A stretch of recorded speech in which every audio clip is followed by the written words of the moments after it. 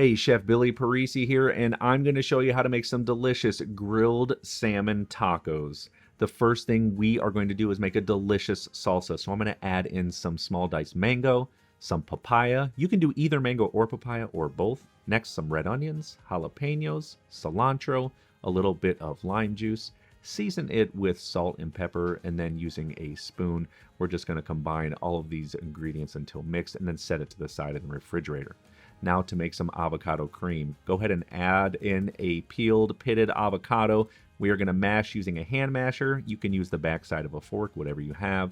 Once it is mashed, we're now going to pour in some lime juice. Next, with some sour cream, we're going to season it well with salt and pepper.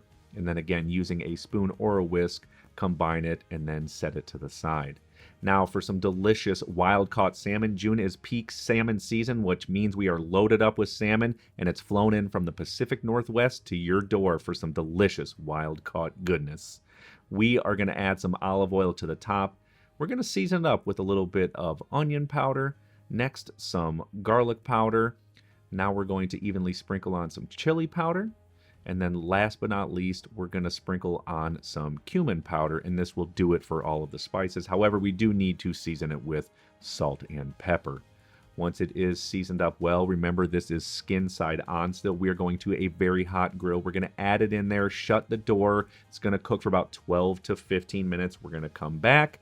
We're going to remove it, put it right back on our countertop because now it's time to plate up our delicious salmon tacos. So take a few small pieces of the salmon, add it to a toasted corn tortilla. We're going to add on some shredded red cabbage, some of the avocado cream, next that salsa, and optional cheese, Chihuahua cotija or queso fresco, and you will love this recipe.